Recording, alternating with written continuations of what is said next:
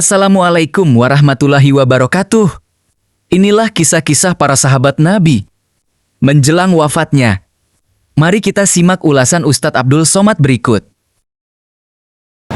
Halaman 2. Waktu Nabi Nuh ingin meninggal, maka pasaninya 2. Nang pertama jangan syirik, nang kedua jangan sombong. Syirik kau kepada Allah, sombong kau kepada manusia. Ada orang syirik tapi tidak sombongnya.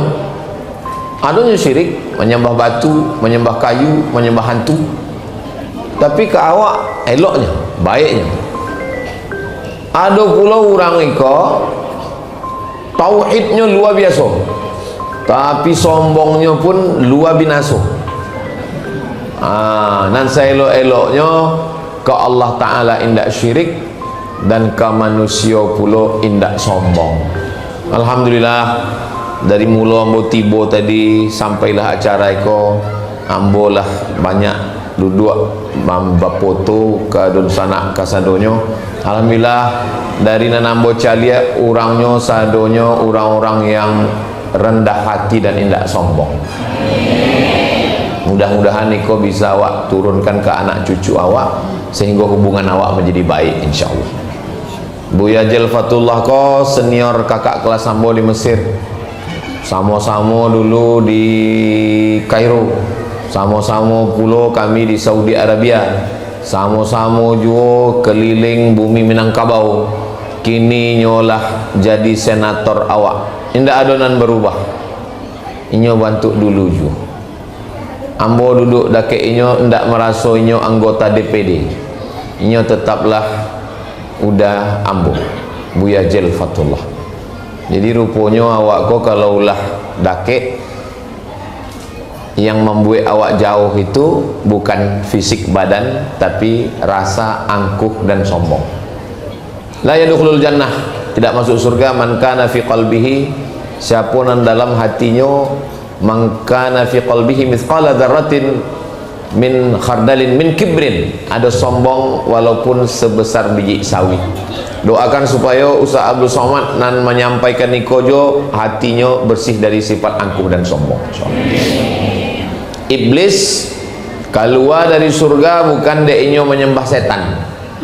Ndak ada setan nan berani menggoda iblis, sebab sado setan ku anak buahnya. Iblis keluar dari surga deinyo sombong. Nan lahado di surga pun keluar dari surga dek sombong. Malaka anta takabbara fiha, engkau tidak layak untuk sombong. Maka pesan Nabi Nuh, nang pertama jangan syirik, nang kedua jangan sombong. Jadi pesan niko awak sampaikan ke anak awak, ke menantu, ke cucu, ke keluarga. Hubungan dengan Allah baik, hubungan dengan manusia pun baik. Hablum minallah dan hablum minannas. Ubek dengan dua ko apa? Ubeknya adalah la ilaha illallah. Itulah ubeknya.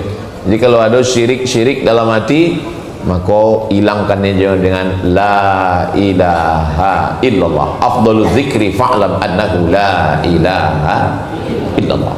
Sedangkan ubek dari kibr, sombong, angkuh itu adalah tawadhu, rendah hati. Awak sama-sama dari tanah, ditambah lagi dari tanah Minangkabau, ditambah lagi seperantauan, ditambah lagi sama-sama Manggale, sama-sama Baniago, sama-sama merantau.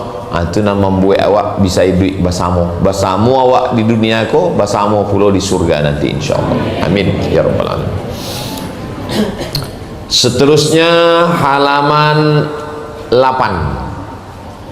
Halaman 8 iko Nabi Musa alaihissalam. Nabi Musa iko Nabi nomor satunya orang Yahudi. Sampai kini orang Yahudi masih berpegang ke Nabi Musa. Ke Nabi Isa nya tidak percaya. Aku beda awak sama Yahudi. Awak Nabi Musa awak percaya, Nabi Isa pun awak percaya. Kalau orang Yahudi Israel tu tidak percaya yang ke Nabi Isa. Disabitnya maafnya Nabi Isa tu anak zina disabitnya. Kalau awak menyabit Nabi Isa tu Isa ibnu Maryam, Isa anak Maryam. Isa itu rasul utusan Allah. Isa itu banyak mukjizatnya. Bahkan ada 2 surah dalam Al-Quran itu untuk Nabi Isa. Yang pertama surah Ali Imran. Imran punya anak namanya Maryam. Maryam punya anak namanya Isa. Maka disabiknya dengan surat Ali Imran. Dan sesudah itu ada satu surat khusus untuk Maryam. Itulah sesudah surat Al-Kahfi, surat Maryam. Jadi Al-Quran memang membela Nabi Isa alaihissalam dari tuduhan Yahudi. Nabi Musa kau berpesan sebelum meninggal, pesannya halaman 8, inni lastu ajza'u lil maut. Ambo ndak takut mati gitu Nabi Isa. Ambo ndak takut mati itu. Apa yang ditakutkan dari Nabi Isa, Nabi Musa? Nabi Musa tidak takut mati. Walakinni ajza'u ayyibasa lisani an dzikrillah indal maut.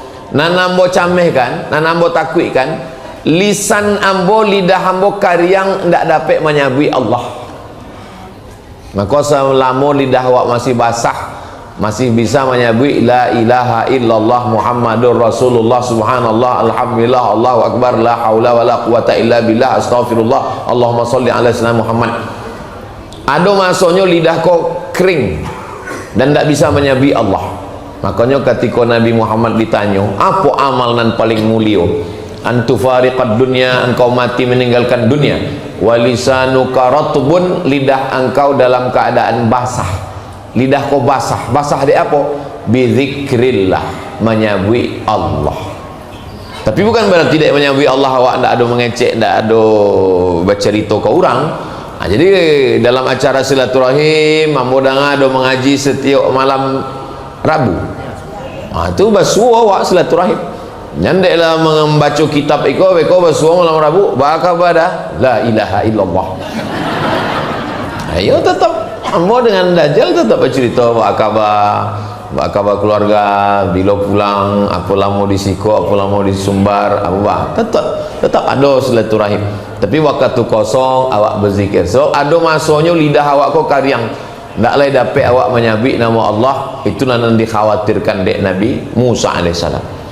Pesannya yang kedua, Nabi Musa kau punya anak padusi 3 orang.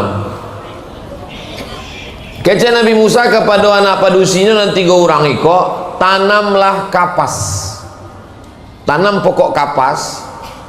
Beko sesudah de aponnya terus suruh tanam kapas, sebab padusi tidak bisa memanjat pokok kayu. Kalau ditanam musangking kan payah mengambilnya, payah menjaganya. Tanam kapas. Beko kalau kapas kula tuanya akan jatuh sendiri. Sesudah jatuh buka jual.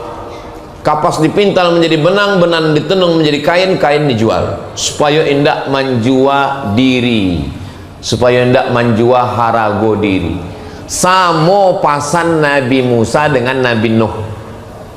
Apa lo samo? Duo. Hablum minallah, hablum minanas. Pasan Nabi Nuh, jangan syirik, jangan sombong. Pesan Nabi Musa alaihissalam, ambo khawatir lidah ambo karyang tidak dapat menyabui Allah, hubungan dengan Allah. Yang hablum minannasnya, anak jangan ditinggalkan menggantungkan diri ke orang lain. Anak padusi 3 orang tanam kapas. Beko kapas kola tua jatuh, sesudah itu bisa dipental jadi benang, benang ditenun jadi kain, manggalek supaya jangan menjual harga diri. Nini mama awak orang Minangkabau bapiki bantu pikiran Nabi Musa. Maka ada tanah yang hanya ditanam padi dan padi itu boleh dipanen. Beko tanahnya diwariskan ke enam padusi. Padusi supaya apa? Supaya anak padusi indak menjual harago diri. Mangga ndak padi disuruh Nabi Musa, bah menanam padi di gurun pasir, kapas nan tumbuh. Maka sebenarnya adat basandi sarak, sarak basandi kitabullah.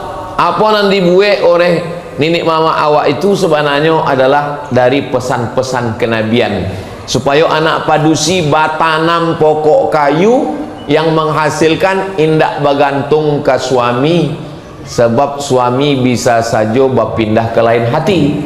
Tapi kalau inya bergantung kepada mandiri, ekonominya mapan, insyaallah maka tidak terpaku kepada kapas, karena kebetulan waktu itu kapaslah yang paling ringan.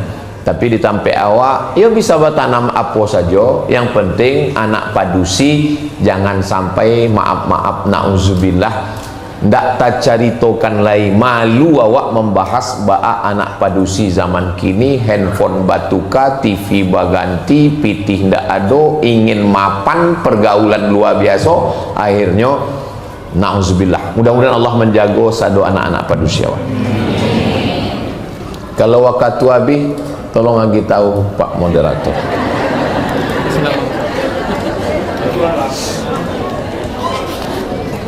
Selanjutnya halaman 23. Halaman 23 Nabi Muhammad sallallahu alaihi wasallam. Riwayat yang paling panjang tentang meninggalnya sejak inyo sakit damam angek sampailah inyo meninggal, yang paling panjang dalam buku kau tentang Nabi Muhammad sallallahu alaihi wasallam. Inyo di pangkuan ibu awak, istri Nabi itu ibu awak, Ummul Mukminin Sayyidatuna Aisyah. Waktu Nabi di pangkuan Sayyidatuna Aisyah itu ndak ada nyamai cek apa-apa, matonya saja, tapi rupanya Aisyah kau faham, dari mata Nabi pun nyo paham, rupanya Nabi itu ingin siwak yang untuk menggosok gigi. Maka diambillah oleh Sayyidatuna Aisyah siwak, digigitnya ujung siwak itu dibuang kulitnya, digigit supaya ujungnya itu pecah, itulah yang dipakai. Maka air liur yang terakhir masuk ke mulut Nabi adalah siwak yang dari mulut Sayyidatuna Aisyah. Sesudah itu dibacakan kul huwallah, kul a'udzu falaq, kul a'udzu birabbin nas.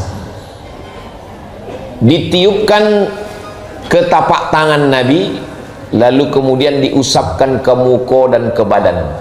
Jadi kalau ada orang sakit, awak baca kul huwallah, al-falaq, an-nas, awak ambuikan ke tapak tangan awak sapukan ke muka ke badannya. Tapi dek ikonan sakit ko Nabi, maka Aisyah nama membaca, diambuikan ke tapak tangan Nabi, dek mengambil barokah Nabi Muhammad sallallahu alaihi wasallam. Lalu kemudian cek Nabi di akhir ucapannya, Allahumma rafiqil a'la. Ya Allah, ambo ingin mati bersama dengan minan nabiyyin, basano nabi-nabi, wasiddiqin, basamo orang yang benar, wasyuhada, basamo orang nan mati syahid, wassalihin, basamo orang-orang nan soleh, ampe golongan. Itu nanlah awak baca dalam sembahyang awak. Ihdinas siratal mustaqim, siratal ladzina an'amta alaihim. Alaihim ku ampe urang. Siana nampe ko? Minan nabiyyin wasiddiqin wasyuhada wassalihin. Jalan urang nampe ko nana awak ikut ko. Dan Nabi ingin basamo dengan nampe iko. Mudah-mudahan dalam setiap Al-Fatihah yang awak baca itu ampe tujuan ada dalam hati awak. Ihdinas siratal mustaqim, siratal ladzina an'amta alaihim minan nabiyyin wasiddiqin wasyuhada wassalihin. Tapi bukan jalanan dua, ghairil maghdubi alaihim waladdallin. Ghairil maghdubi alaihim Yahudi, waladdallin Nasrani. Jalanan awak minta, jalananlah dapet de ampe golongan, bukan jalanan dua golongan. Minan nabiyyin wasiddiqin wasyuhada wassalihin. Mudah-mudahan awak pun bersama dengan yang disabui Nabi tadi insyaallah.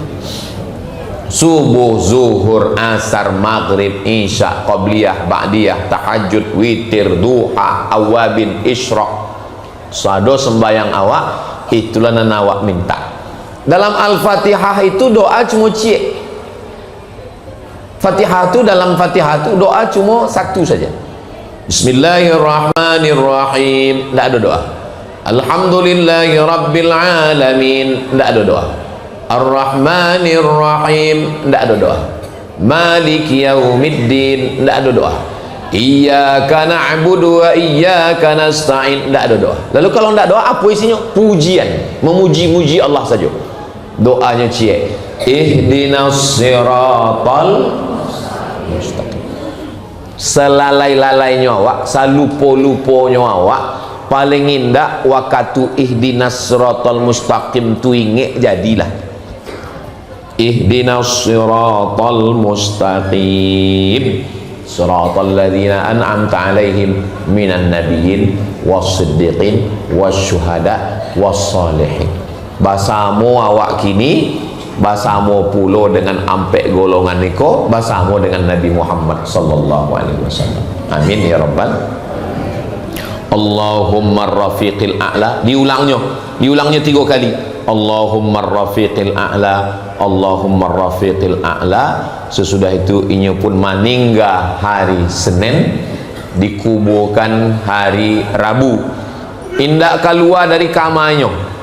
Jadi di kamar Aisyah itunya meninggal, digalilah di bawah tampek laloknya itu digali, dikuburkan di situ. Itulah makam yang awak ziarah kini. Assalamualaikum ya Rasulullah, assalamualaikum ya Nabi Allah, assalamualaikum ya Habib Allah, assalamualaikum ya khairah khalqillah, assalamualaikum ayuhan Nabi wa rahmatullahi wa barakatuh. Mudah-mudahan panjang umur, sehat badan awak berziarah ke makam Nabi Muhammad sallallahu alaihi wasallam. Berikutnya halaman 26, Abu Bakar Siddiq. Pasan Abu Bakar Siddiq, kalau ambo meninggal, bawa ziarah bawa jenazah ambo ke kamar Nabi. Deko kalau ambo meninggal, tolong bawa jasad ambo ke kamar Nabi, ucapkan salam. Assalamualaikum ya Rasulullah. Kalau pintunya tabuko, bawa jenazah ambo ke dalam, kuburkan ambo di samping Nabi. Tapi kalau pintunya indak tabuko, bawa jenazah ambo ke pemakaman Baqi dan ada di samping Masjid Nabawi. Sesudahinya meninggal, dibawalah ziarah jenazahnya, diucapkanlah salam ke pintu makam Nabi. Assalamualaikum ya Rasulullah. Saqatal qaflu, jatuhlah kunci gembok yang ada di pintu makam Nabi itu. Wan fatahal babu, lalu kemudian terbukalah pintu kubur Nabi. Wasami'a hatifun min dakhilil bait, tadanga suara dari dalam kubur Nabi itu. Adkhilul habiba ilal habib, masukkanlah orang yang mencinta ke yang dicinta. Fa innal habiba ilal habibi mustaq, kerana yang dicinta merindukan yang mencinta. Basamonyo di gua waktu akan hijrah Jabal Sur. Basamo dari Makkah ke Madinah 8 hari 8 malam sampai tola'al badru alaina. Basamo bajuang 10 tahun di Makkah. Basamo juo jenazahnya di makam samping makam Nabi Muhammad. Maka waktu awak ziarah, sesudah mengucapkan salam Assalamualaikum ya Rasulullah, melangkah ke kanan, Assalamualaikum ya Khalifata Rasulillah, Assalamualaikum ya Aba Bakrin Siddiq. Jadi di kamar itu ada 3 makam. Makam nang pertama makam Nabi, nang kedua makam Abu Bakar, nang ketiga makam Umar. Iko tampek lalu Aisyah, ikut kubur Nabi dengan kubur Abu Bakar. Aisyah iko kalau masuknya ke kubur Nabi ziarah, panutui rambutnya indak terlalu rapi, kadang ada nampak rambutnya. Ziarahnya ke dalam, Assalamualaikum ya Rasulullah.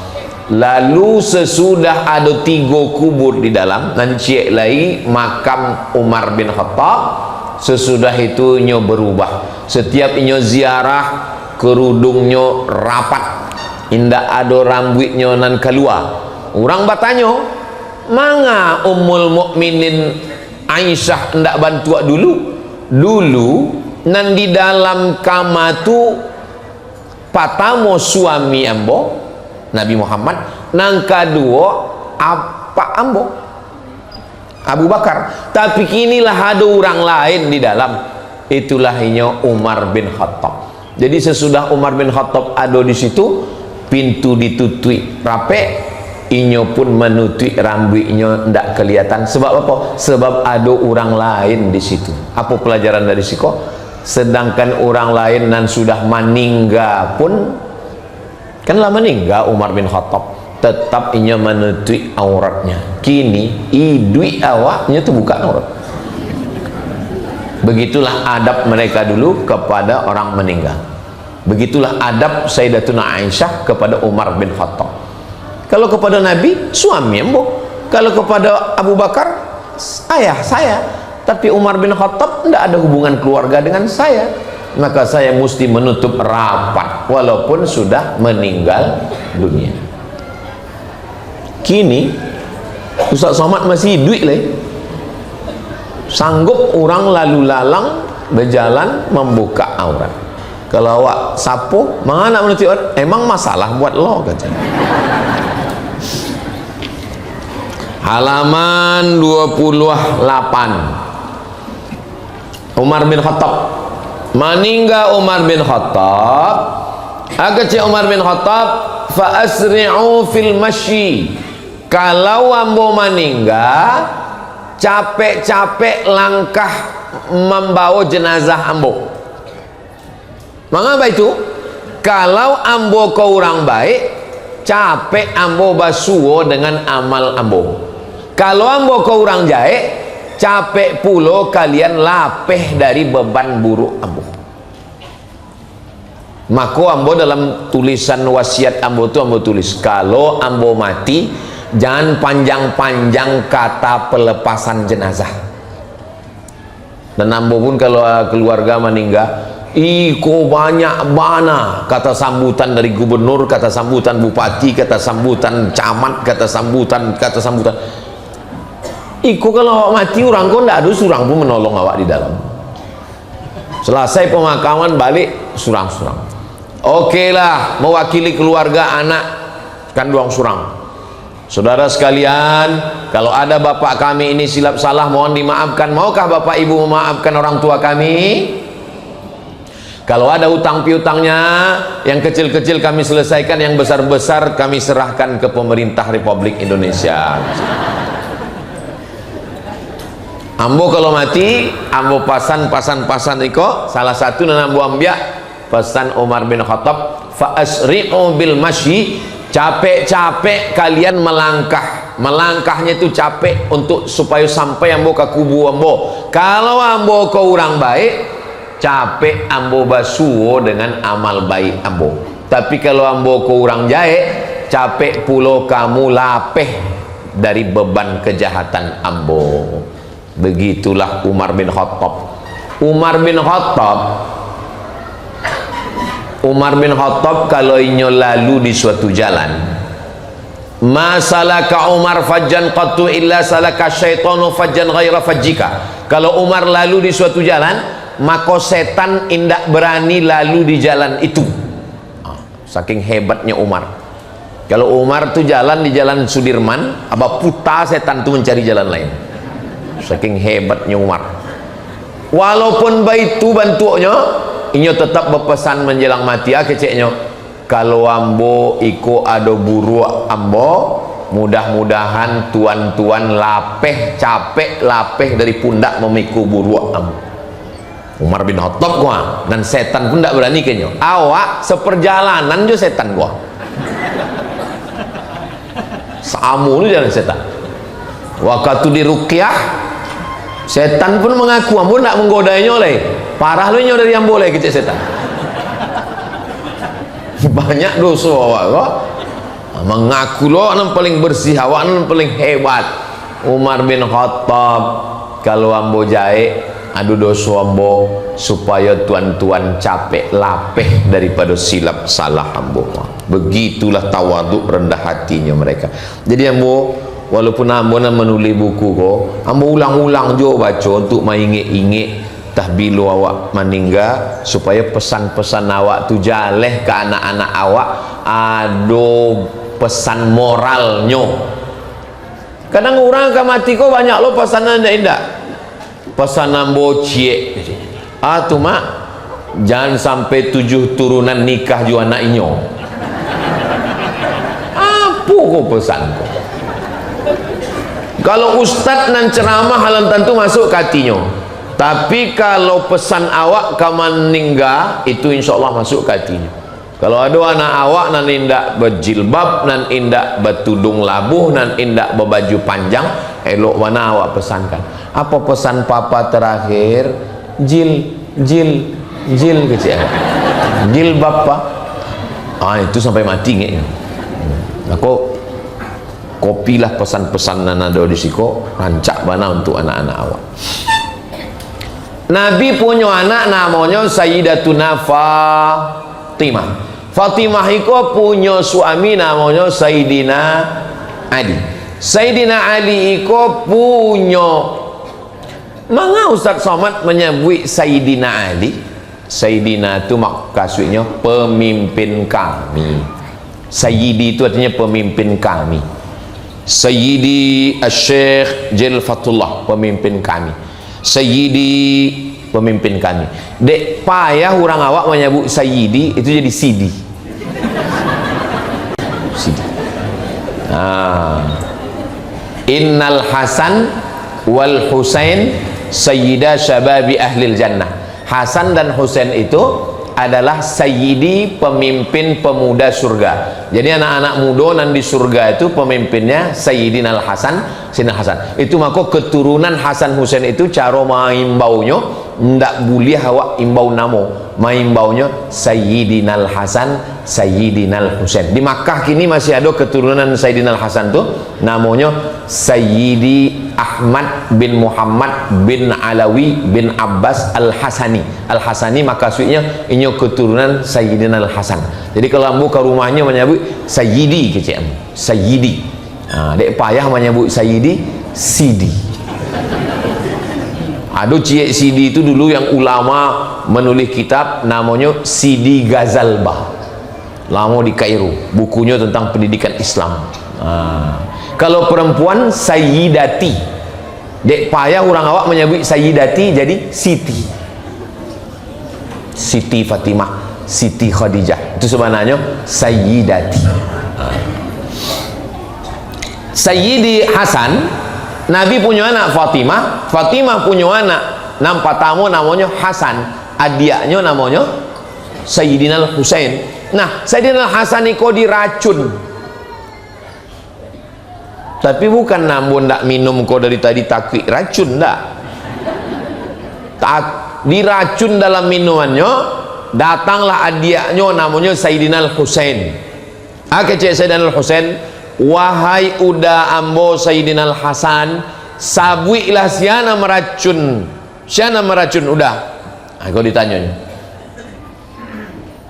man saqaka, siana membayi minum dan di dalam minum itu ada racun. Jawab ajawe Sayyidina Al-Hasan. Sayyidina Al-Hasan keceknya, ya akhi, innama hazihi dunya layalun faniyah. Dunia ko hanya malam-malam nan kosong. Kolah dunia ko malam kosong, malam kosong, malam kosong. Da'hu, padiakan selainnya nan udah meracun nambo tu. Da'hu, biarkan inyo melewati malam-malam nan kosong iko, hatta altaqiya ana wa huwa indallah, sampai ambo akan basuo joinyo nanti di hadapan Allah Subhanahu wa taala. Sayyidina Hasan ko orangnya lembut. Sayyidina Al-Husain ko orangnya garang. Sayyidina Al-Hasan ko dikenal orangnya lembut. Sayyidina Al-Husain iko orangnya memang panglima perang, makanya dibunuh di Karbala. Waktu Sayyidina Al-Husain bertanya, agi tahu kambo siana nan udah meracun, ambo akan potong kepalanya. innama hazid dunya layalin faniyah, dunia ko hanya sekedar malam-malam nan kosong. Da'hu, padiakanlah urang nan lah meracun ambo itu, hatta altaqiya ana wa huwa amam Allah, sampai ambo joinyo basuo di hadapan Allah subhanahu wa ta'ala. Ambo waktu membaca iko, Bapak Ibu lebih memihak ke Sayyidina Al-Hasan atau ke Sayyidina Al-Husain? Memang jam-jam siko susah berpikir memang. Ambo ko orangnya lebih ke Sayyidina Al-Husain. Ambo tak bisa kalau diracun orang, ambo cari orang. Apalagi dakek dengan ketua majelis mujahidin ko. Jadi rupanya nyo keceknya padia akan salah.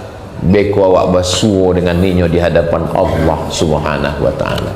Begitu manganya berpesan baitu, supaya adiaknya indak bamusuh, sebab nyo tahu musuhnya barek. Nyo akan menghadapi Abu Sufyan, nyo akan menghadapi anaknya Yazid, dan pada akhirnya memang nyo dipancung kepalanya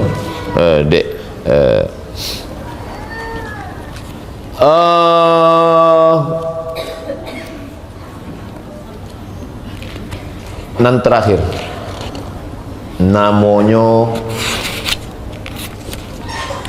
Yusuf, Hajjaj bin Yusuf Al-Thaqafi, nyonan ke 35 halaman 131. Yusuf bin Hajjaj Al-Thaqafi iko orang nan paling kejam.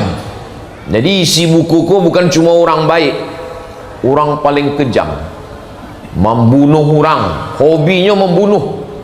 Biasa orang kan nama, tempat tanggal lahir, hobi membaca, hobi kok enggak, hobi membunuh. Namanya Hajjaj bin Yusuf Al-Thaqafi, hobinya membunuh, menumpahkan darah, safakud dam, memancung kepala orang hobinya. Sampai akhirnya suatu hari sakitnya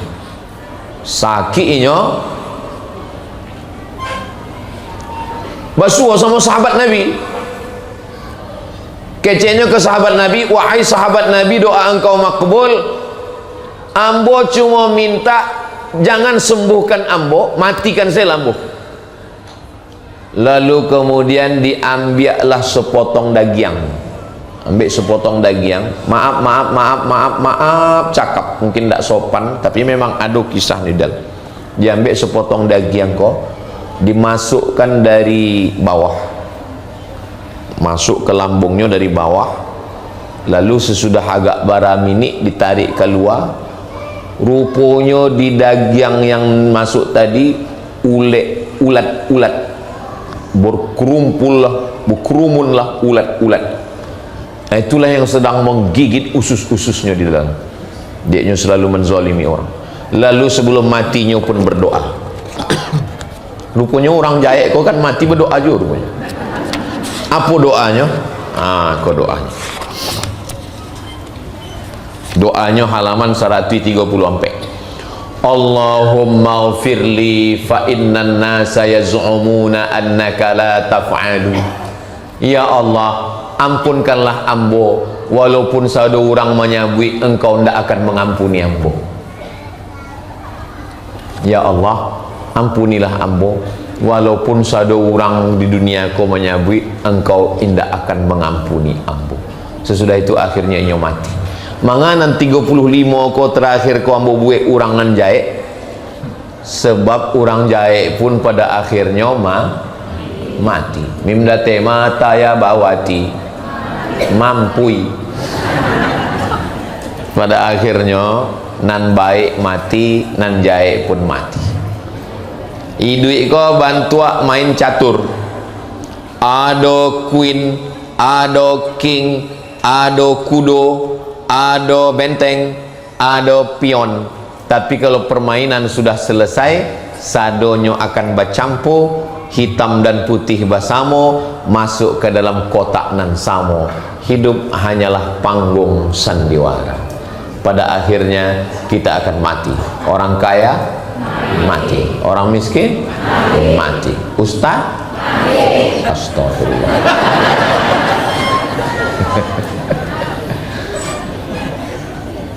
Dulu ambo berfikir ambo mati tahun 2000 sampai puluh. Manga ustaz tahu 2040 ambo lahir 77. Jadi kalau 2040 berarti umur ambo 63 tahun. Tapi sesudah Covid itu ambo tidak berfikir lagi 2040. Sebab ambo cari banyak nama meninggal. Maka sesudah Covid itu memang terjadi perubahan pada diri ambo. Ambo entah bila mati, ambo tetap bakal liliang. Sesudah itulah jadwal ambo korapi. Sebelum itu jadwal ambo entah kama-kama. Kalau kini jadwal ambo ke Jawa Barat sampai hari setahun. Jumaat, Sabtu, Ahad, Senin, Selasa, Rabu, Kamis ambo di rumah. Ke Jawa Barat setahun sekali, ke Jawa Timur setahun sekali, ke Kalimantan setahun sekali, ke Brunei setahun 2 kali, ke Malaysia setahun 2 kali, ke Sumatera Barat setahun sekali, ke Sumatera Utara setahun sekali. Di rumah Selasa, Rabu, Kamis. Ambo lah pesan ke keluarga, kalau ambo mati waktu jadwal di Papua, kuburkanlah ambo di Papua. Jangan bawa jenazah ke Pekanbaru. Sebab apa? Ongkos jenazah mahal. Dan dia kalau kubur.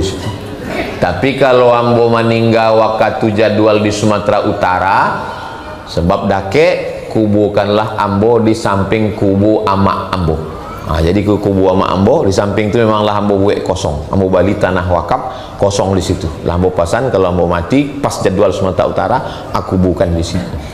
Kalau mati ambo waktu di Riau, kuburkan ambo di depan mihrab Masjid Hajah Rohana.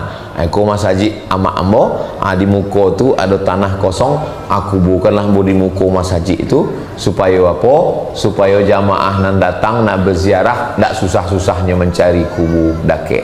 Dan supaya apa? Supaya mas haji itu tak diambil dek salapi.